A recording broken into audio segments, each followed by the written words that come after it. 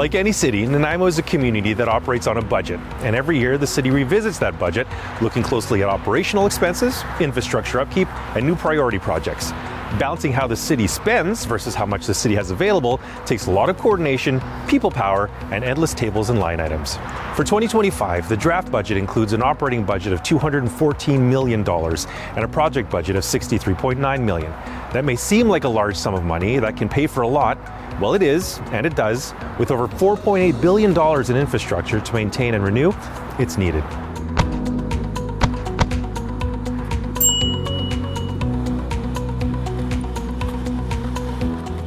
This is Laura Mercer, General Manager for Corporate Services for the City of Nanaimo. Let's talk about budget. Why do we need one? So local governments are accountable to their citizens and businesses for how they plan to deliver necessary public services and projects in a cost-effective manner. In addition to that, we have to identify how we plan to raise funds to pay for those items. Okay, and some of those items, infrastructure, of course, is one of them. Let's talk about that. Yep. So the city has over $4.8 billion in assets that we have to maintain, and our 10-year project plan identifies renewal and new projects related to growth. So those can be anywhere from like studies and vehicle purchases to multi-million dollar complete street projects. And most of those are funded through reserves. So about 75% of the 2025 capital budget is funded through reserves.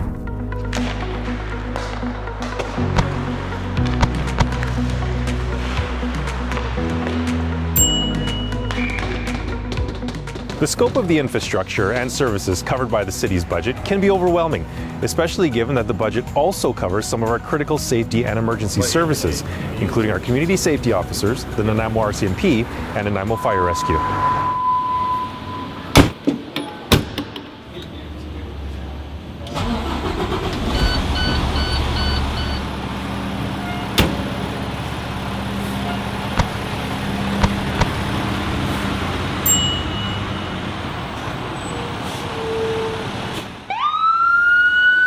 The City of Nanaimo is very fortunate to have a career fire department, and I'm here with Fire Chief Tim Doyle, and we're going to talk a little bit about the fire department. So Tim, you don't just fight fires, do you? No, thanks Dale. No, definitely we don't. Firefighting is a big part of our core business. We fight small fires, big fires, wildfires, house fires, high-rise fires. But on top of fighting fires, we also provide a number of other services. So we go to car accidents, we go to medical incidents, we go to hazardous materials calls, we go to all types of technical rescues. So that can be high angle, crane rescue, trail rescue, water rescue, ice rescue. So we're really all hazards responder. If you have an emergency, Nanaimo Fire Rescue's there for you. Excellent, and of course, a big part of the success to the program or to the fire rescue program is staff. Right? Absolutely, staff is so important to our business to make sure that we have enough staff to respond to an original emergency, but also to respond to large-scale emergencies and when multiple emergencies are happening at the same time. We respond to over 12,000 calls a year, so there's a number of times where those incidents are happening concurrently. In terms of getting staff, in 2022 our master plan was adopted. The first two phases are hiring 20 firefighters in 2023 and another 20 firefighters in 2025. Those firefighters are what we need to operate the fire department, provide all the services to the community 24/7, 365 days a year.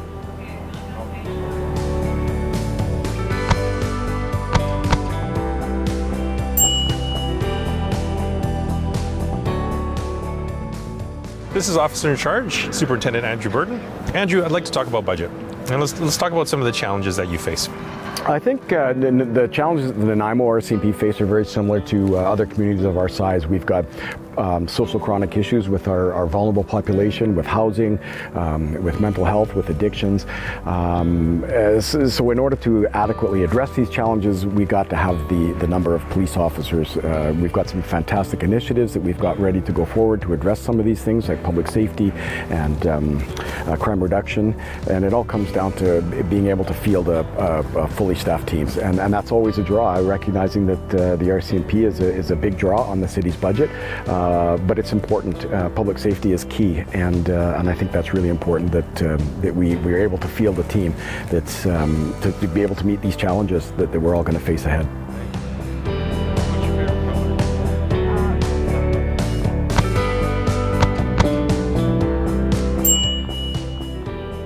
I'd like to learn a little bit more about the Community Safety Officer program. I'd like to know the benefits that it has for the community. So the benefits is that we work with many areas of the city and many populations, whether they're housed or unhoused or vulnerable, and we're hooking those individuals up with the community services that they require to be good citizens of Nanaimo. Okay, and this program, from my understanding, also takes the burden off of police and paramedics, correct? Right. We get a lot of calls from citizens that see someone laying on a sidewalk or in a business doorway or in a park that they don't know if they're in medical distress or sleeping or something else going on, and we're the first line to get there and see what their needs are. And if we need to engage with BC Ambulance or fire or police, we're able to make that evaluation and then reach out, and it's not wasting their time, because often individuals that are laying on the sidewalk, or there's nothing medically wrong with them, they just don't have a warm place to stay or a place to hang out, and we send 2 police cars and a fire truck and an ambulance, and that wastes their resources. Of course it does. And this program itself, I've heard many great things. What have you heard? Lots of positive interactions with both all citizens. They like to see us out there. They feel safer. They can come up and ask us about many city services or services that other communities, organizations provide. And we're just there as someone to ask, and like a wayfinder almost, like an ambassador for the city of Nanaimo.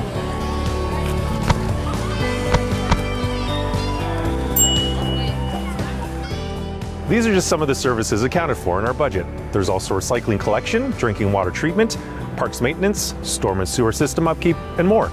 And our beautiful parks, our budget covers those as well.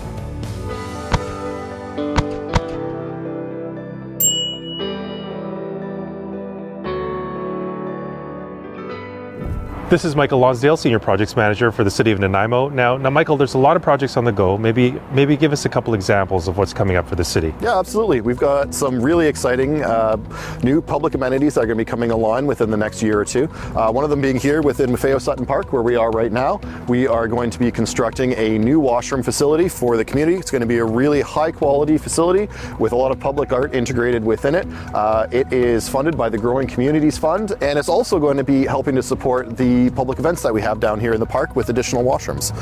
We also have the Westwood Lake Park washrooms that we are currently constructing that'll be completed within 2025. Those come with a whole host of recreation improvements to the space, completing trails, expanding the beach, giving new space for people to walk, lounge, roll, sit, whatever they want to do, and I'm really excited to see that coming online this spring.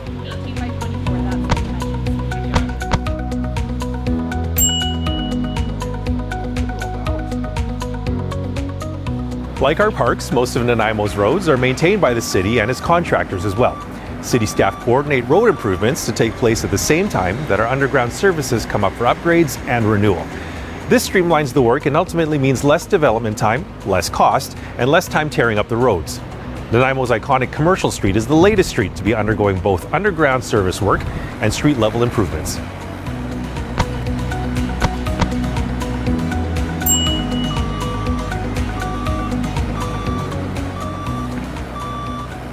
This is James Knight, Capital Project Management Specialist with the City of Nanaimo. James, we're standing here on Commercial Street. Tell me all about what's going on. Well, we're well underway for phase 1 of Design Commercial Project. We're here to create a more event-ready space, more pedestrian-friendly, more accessible. Going to have some green elements. A lot of people that we heard from in the community, as well as our key stakeholders, was that we want a greener downtown. We're going to have some trees with soil cells. We're going to have some landscaping.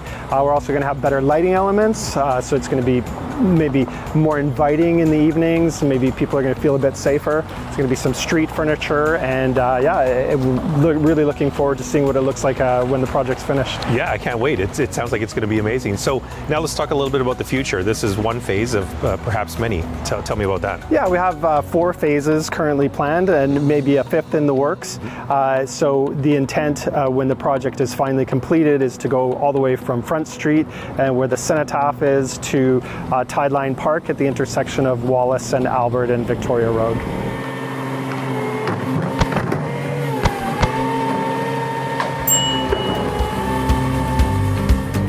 Nanaimo is now 100,000 people strong and is one of the fastest growing cities in BC. That in itself has a huge impact on the city's budget.